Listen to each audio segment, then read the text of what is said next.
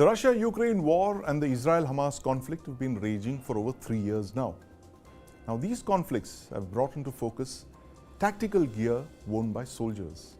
Now, tactical gear refers to specialized clothing, equipment, accessories, protective gear, tools, and backpacks, which are built to provide functionality, durability, and protection for soldiers.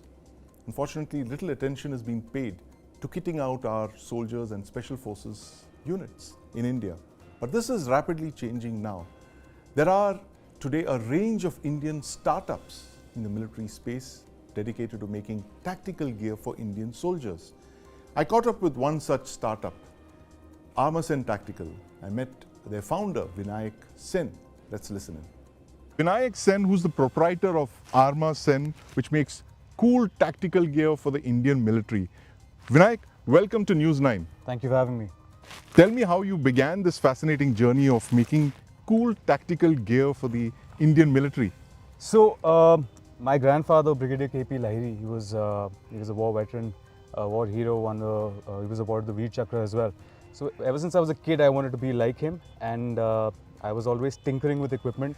You give me a backpack, I'll open it up, make it into a harness, any straps I could find, any ropes. So I was always designing equipment till much later in life, where I finally built a little bit of equipment for myself, never thinking that it'll become a business, and happened to show it to a family friend of mine who was in the police at the time, and he said he wants to procure it for his team. Right. So very quickly I had to figure out how to start a business and how to get into manufacturing. When did that happen? Which year was this? So this this was the year 2018, 2019. Right. Not very long ago, just about not 6 years ago. Yeah. So but 𝐸𝐵𝐺𝐿, the thing is that everyone's fascinated by guns. Yeah. Of course, we got very excellent replicas over here. But equipment is not so cool. Is that the reason why the Indian Armed Forces, we got some pretty cool weapons, small arms, but the gear, well, the jury's out if we've got the best gear in the world, the kind of tactical equipment that we're wearing. How did you go towards the gear side of things and not the guns and the fancy equipment and the tactical stuff? So the simple answer is barriers to entry. Right. Right. Before getting industrial manufacturing licenses and big factory setup, this was the easiest place to enter, right? And I have always found gear very, very cool, right? Guns are cool, of course. Everyone wants to have their own range of guns, but I found gear to be very cool, and it was relatively an easier entry point for me. Right. And since I was already building it myself, I just felt that there's so much that again, this should have been done 20 years ago, to be very honest. Right. Right? If not 40 years ago. Yeah, right. And to be very honest, there is no rocket science in what we are doing. Absolutely. Right? It's been done. We have enough precedent to follow across the globe to understand what has worked, what has not worked. And when it comes to defense products, I've always said that, first imitate, then innovate. Right. Because they've already, some concepts, if they've already worked in combat, there's no reason for us to reinvent the wheel. We learn from them, we understand them, we put them into our own scenarios, and then we tweak them as per our own personal requirements. And there's that very famous saying about the Indian soldier, and this was said after the 1962 war, that the Indian soldier has everything except courage.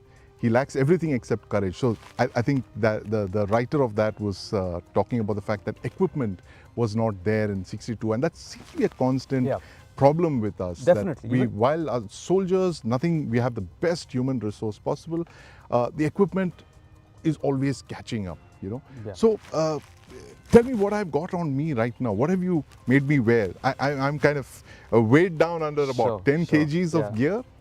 Right. So, which is why I wanted you to experience the kit in an outdoor environment, right? Because it gives you an idea of what our men actually have to face, right? Now, imagine you're wearing all this equipment and you're climbing up a mountain, or you're, wading through waist-deep snow. It's an extremely difficult thing to do, right? So, what we specialize in, right, is we customize equipment depending on where the user is placed, right? So, whether it is in a high-altitude environment, whether you're doing CICT operations, in close quarters, whether you're in a maritime environment, you're boarding ships. So very recently, if you've seen the Marcos operation where they parachute in and the Gulf of Eden. That's correct, right? So a lot of the kits over there that they're using, there are kits, So we customize it based on the environment, Oh, right. And what you're wearing right now is called the SF rig. The SF rig is the Special Forces rig. Rapid interchangeable gear, right? Because every part of this kit can be removed right, and can be replaced by a different part. It's modular. It's completely modular, right? Every single thing that you see on your kit, you know, a lot of times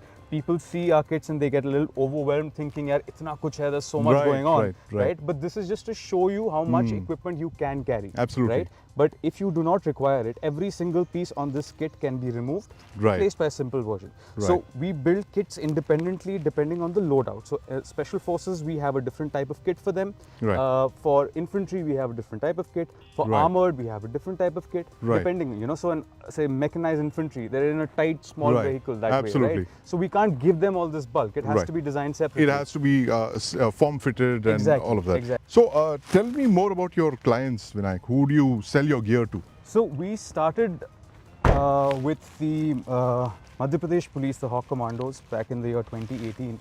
And very gradually we moved over to Marine Commandos, which is something that I've always wanted to work with. The Indian Navy's Marine Commandos. Absolutely, yeah. So I'd always dreamt very fine unit. Very, very fine unit. Very forward-thinking, very modern unit. And they have a niche for, you know, getting the best equipment in the market. And, you know, no holds barred. So that's why I always wanted to work with them, and we were very lucky to have gotten our first few contracts with the Marine Commandos.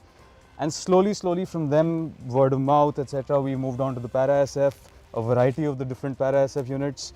We work with the infantry, we work with Ghatak, we work with mechanized infantry, even artillery for that matter. We started doing some work with them as well, which I wasn't expecting, but that's something that's also come into the picture. So your clientele seems to be largely special forces.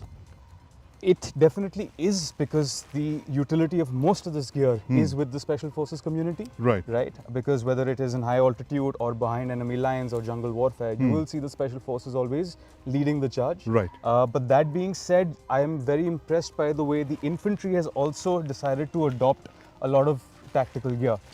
And the procurement has been fast, you know, it's not, you know, a lot of red tape. So I've been very impressed by the infantry, and I will give that to them. Apart from that, we also do a lot of work with private companies. Private companies in the defense sector. So it's not just limited to, you know, making equipment for the forces. So they say there is a private company that wants to put together a radio pack or a complete drone unit where their carrying case has to be designed, etc. So we do that kind of custom work as well. But yes, special forces is our forte. That is who we spend a lot of time with on ground. In the environments that they are in, to understand what the problems are they're facing. Like if you're wearing your kit, where your radio should be positioned, where your magazine should be positioned, which orientation your magazine should be positioned, so when you're moving and reloading, it's easier, it's faster. So we understand these things because we spend time with them and do the drills that they're doing, and they're kind enough to have kind of included us in those exercises as well. So it's a two-way process, you're saying, that it's like you're always in touch with the military to understand their requirements. Give me an idea of how you changed your gear based on the inputs that you received from the military, the special forces units that you're in touch with. Sure. I mean, I'll give you a very simple example, right? As you know that we are in the midst of procuring a variety of assault rifles. So we've got everything from 5.56 to 7.62 39 to 7.62 51. It's a nightmare, I'm sure, for you know, gear. Exactly, right? So when we design something, we have to keep in mind, like my magazine pouches, they can hold all three. They're designed to hold all three. But there is another important factor. It's the length of the magazine. I should have enough to grip. Right. So an AK magazine will come up till here, 5.56 till here, and 7.62 51 till here. Any shorter or any longer, I won't have the proper grip when I'm removing the magazine, right? So these are small things that we have to look into when we're putting our kits together, because we've got such varied amount of equipment in our forces, right? Then comes the factor of grenades. When we were designing our grenade pouches, we were still using the old school grenades. But while we started, the Shivalik grenades have come into the picture, right? In offensive and defensive mode. So our grenade pouches are designed in a way where you can use the old ones, the new ones, you can use chili grenades, smoke grenades, everything within one simple structure.